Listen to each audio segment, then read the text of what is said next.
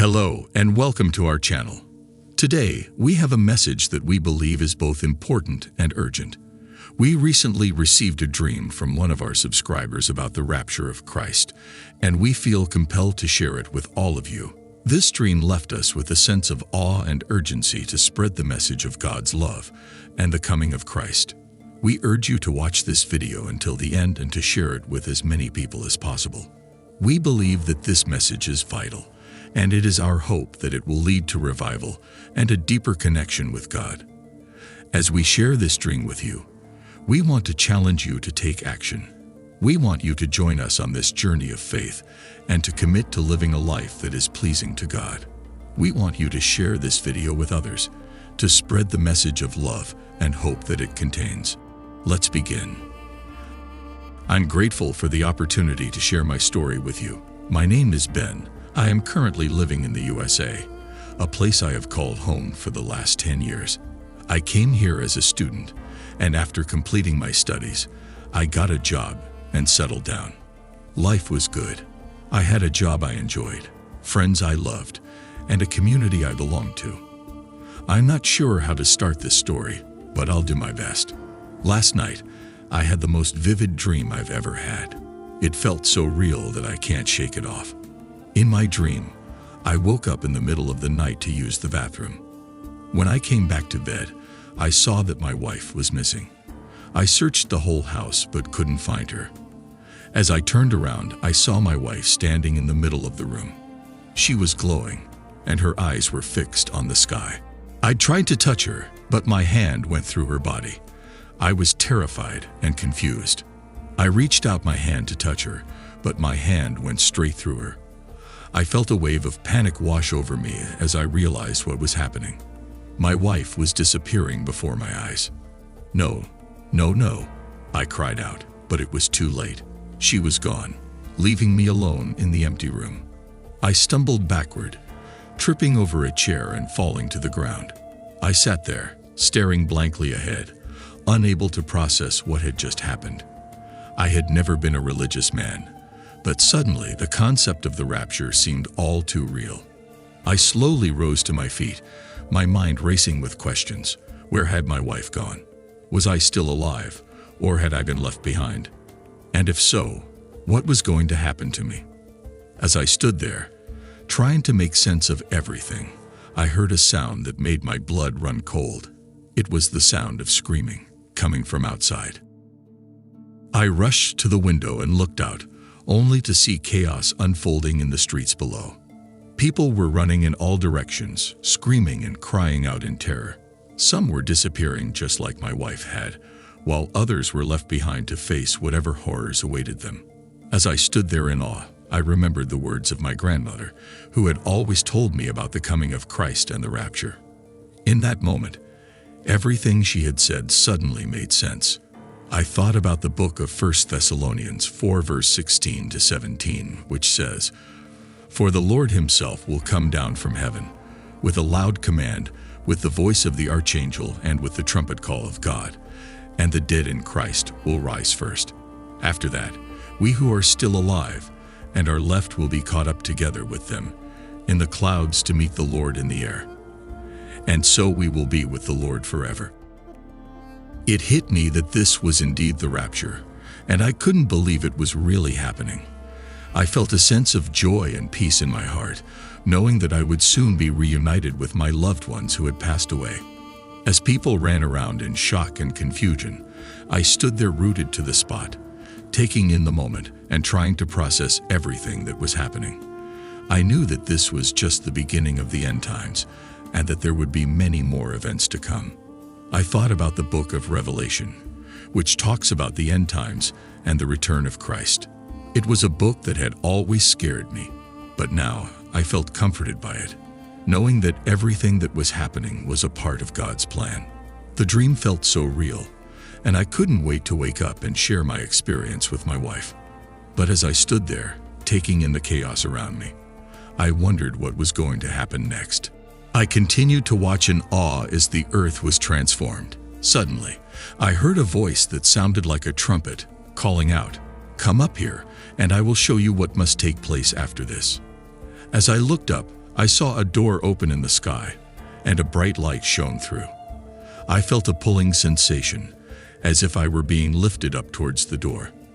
I looked back towards the earth, and saw people running in panic, trying to find safety. I suddenly found myself in a different place, surrounded by a great multitude of people from every nation, tribe, people, and language, standing before a throne. In the center of the throne was a lamb who appeared to have been slain, yet was standing. The lamb spoke, "These are they who have come out of the great tribulation. They have washed their robes and made them white in the blood of the Lamb. Therefore, they are before the throne of God and serve him day and night in his temple, and he who sits on the throne will shelter them with his presence." I fell down before the throne and worshipped, feeling overwhelmed by the power and majesty of God. The voice of the Lamb spoke again, "Behold, I am making all things new." As I continued to watch, I saw a new heaven and a new earth, for the first heaven and the first earth had passed away. The new Jerusalem, the holy city, came down out of heaven from God, prepared as a bride adorned for her husband. I woke up from the dream feeling a sense of awe and wonder. It was as if I had been given a glimpse into a future reality, where God would make all things new and bring about a perfect and eternal kingdom. I woke up with a start, gasping for breath, as if I had been holding it the entire time. As I sat up in bed, I realized that my heart was racing and sweat was pouring down my face. It took me a moment to remember that it was just a dream, but it had felt so real. I turned to look at my wife, who was still sleeping peacefully beside me. Suddenly, she started to stir and her eyes flickered open. "Are you okay?" she asked, her voice still groggy from sleep. "I had the most vivid dream," I replied, my voice shaking slightly. It was about the end of the world. My wife's eyes widened as she listened to my description of the dream.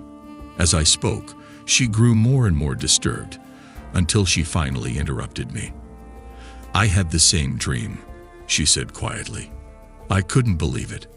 The fact that we had both dreamt the same thing was too much of a coincidence. It had to mean something. We sat in silence for a few moments, each lost in our own thoughts. But eventually, I turned to my wife and said, "We need to start preparing." "Preparing for what?" she asked, confusion etched on her face. "For the end of the world," I replied. "It's coming, and we need to be ready." The dream I had about the rapture changed my life forever. It was a powerful reminder of the reality of God's judgment and the importance of living a life that is pleasing to Him. I urge anyone reading this to take the message to heart and turn to God while there is still time. The second coming of Christ is near, and we must be prepared for it. I know lots of you don't believe in the rapture of Christ, but this thing is real. I felt it with my own eyes, and I can tell you that we need to prepare ourselves for what's coming. It's easy to get caught up in our day-to-day lives and forget that we are just visitors in this world. But we need to remember that our true home is in heaven. In Matthew 24, verse 42, Jesus tells us to keep watch, because you do not know on what day your Lord will come. It's important to always be prepared and keep our hearts focused on God. We never know when He will come for us. I urge you all to take this dream seriously and start living your life in a way that honors God. We may not have tomorrow, and we need to be ready to meet Him when He calls us home. In 1 Thessalonians 4, verse 16 to 18, it says, "For the Lord Himself will come down from heaven with a loud command, with the voice of the archangel, and with the trumpet call of God, and the dead in Christ will rise first.